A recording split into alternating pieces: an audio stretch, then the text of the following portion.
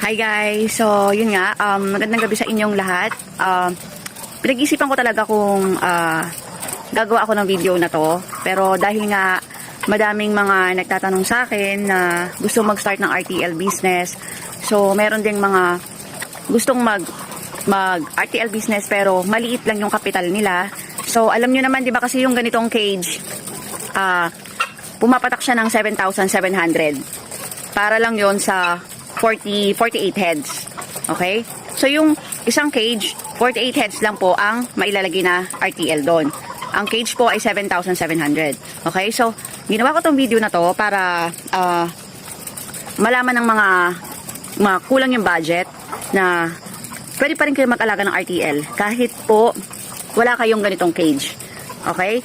Kasi, nung nag-live ako nung isang araw, may pumasok sa live ko. Ayan nga po, si Sir Chris.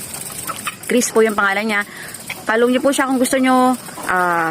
Hindi ko mapapromise kung magre-respond siya, pero try niyo pa din po, okay? Pero i-share ko sa inyo yung natutunan ko po sa kanya. So, ayun nga po. Pinakita ko sa kanya yung setup ko. And then, syempre, sinabi ko naman sa unang upload ko na first time namin sa ganitong